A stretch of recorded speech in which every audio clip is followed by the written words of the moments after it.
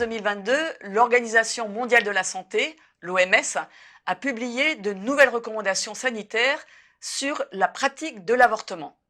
Ce sont plus de 50 recommandations présentées comme issues d'études et de statistiques officielles à travers le monde. L'OMS, qui est une institution spécialisée de l'ONU, va jusqu'à recommander la suppression de tout délai pendant les 9 mois de la grossesse. Nous nous sommes donc interrogés sur l'origine des données chiffrées qui ont conduit à une position si extrême et si radicale. Voici maintenant le décryptage de 3 groupes de chiffres clés. Environ 73 millions d'avortements provoqués ont lieu chaque année dans le monde. Alors comment ce chiffre a-t-il été élaboré ? L'absence de comptage cohérent au niveau mondial impose de passer par des estimations basées sur des hypothèses. Il convient donc de regarder ces chiffres pour ce qu'ils sont, avec prudence. Ce chiffre de 73 millions s'appuie sur un article paru dans la prestigieuse revue The Lancet. Il est présenté comme une affirmation, alors qu'il s'agit d'estimations avec une forte marge de fluctuation, comprise entre 67 et 82 millions d'avortements dans le monde. D'autre part, en comparant le mode de calcul et les hypothèses retenues par l'OMS à des données nationales connues et recensées, on constate des écarts très significatifs pour certains pays. Par exemple, en Italie, avec le mode de calcul retenu par l'OMS, le taux d'avortement serait de 19 pour 1000 femmes en âge de procréer, alors que les statistiques italiennes du ministère de la Santé sont de 5,8 pour 1000. Il y a donc de quoi relativiser la fiabilité de ces estimations et aussi la portée des recommandations qui se basent sur des statistiques qui se révèlent erronées dans certains cas. Environ 45% de l'ensemble des avortements sont non sécurisés, aboutissant à 39 000 décès maternels chaque année. Alors, qu'est-ce qu'un avortement sécurisé selon l'OMS ? Un avortement est dit sécurisé lorsqu'il est réalisé avec une méthode recommandée par l'OMS et par un praticien formé à ces méthodes. Et c'est faute de données disponibles que l'OMS a créé la catégorie d'avortements non sécurisés, en créant 2 sous-classifications, des avortements moins sécurisés et les avortements les moins sécurisés. Concrètement, les avortements moins sécurisés concernent l'utilisation d'une méthode non recommandée par l'OMS, par exemple le curetage, et qui est effectuée par une personne qualifiée, un médecin par exemple, ou une méthode recommandée par l'OMS, par exemple l'avortement médicamenteux, sans suivi par une personne qualifiée.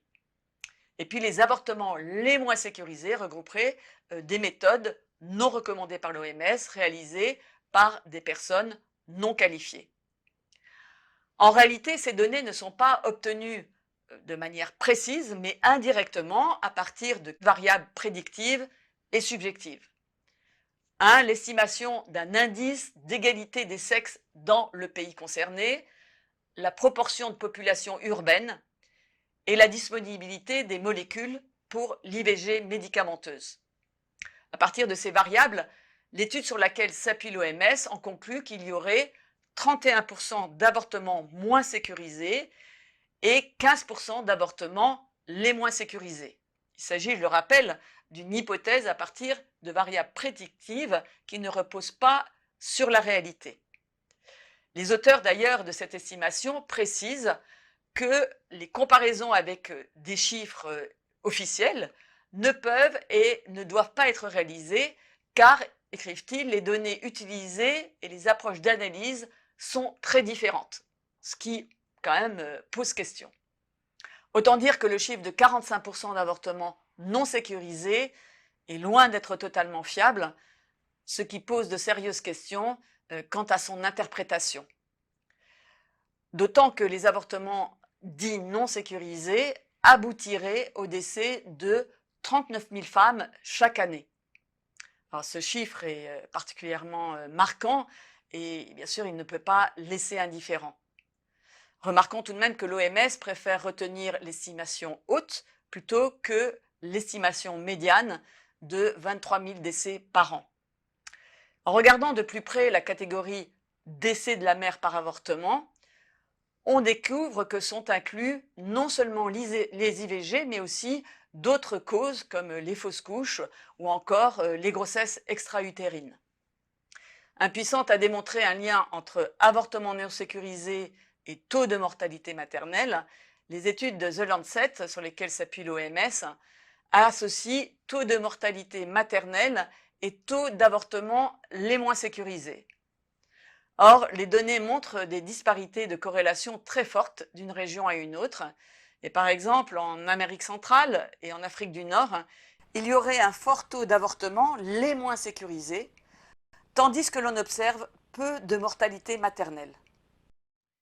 Alors que la question de la mortalité maternelle est une grave préoccupation à un niveau mondial et qu'elle est en net recul d'ailleurs depuis des décennies, il est nécessaire d'obtenir des données fiables pour agir sur les véritables causes et conduire des politiques de prévention efficaces.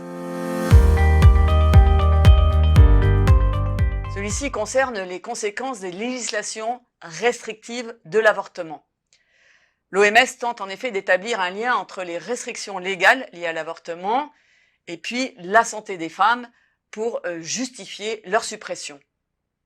Les conclusions ont été publiées également dans The Lancet en juillet 2020. Selon l'OMS, les données montrent que les restrictions en matière d'accès à l'avortement ne permettent pas de réduire le nombre d'avortements.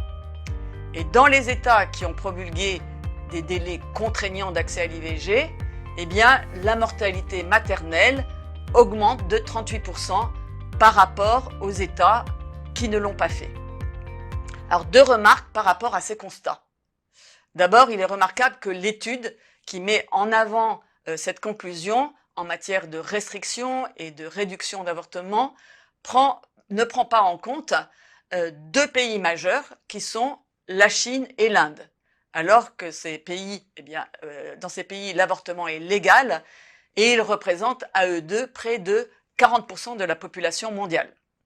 Or, quand on intègre ces deux pays, eh bien, la courbe s'inverse et elle montre à contrario que la légalisation de l'avortement augmenterait le nombre d'avortements.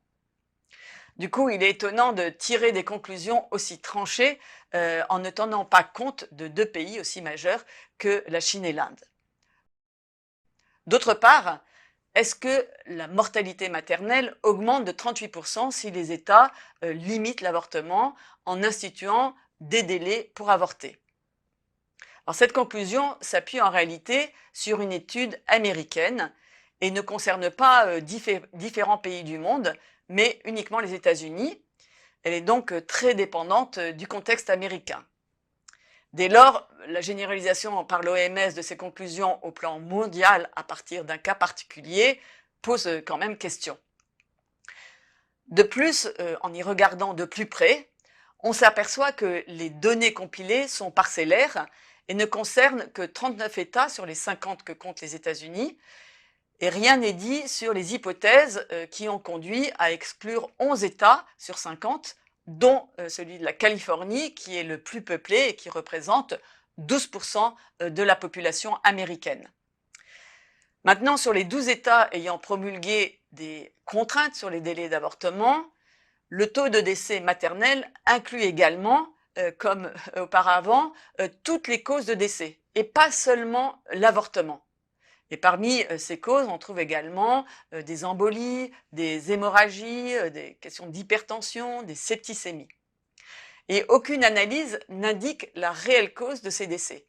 Autant dire que le raccourci liant directement l'application de délais à l'IVG avec une plus forte mortalité maternelle est bien sûr sujette à caution. En réalité, compte tenu des enjeux que recouvre l'avortement, les biais des données utilisés par l'OMS discréditent gravement ces recommandations.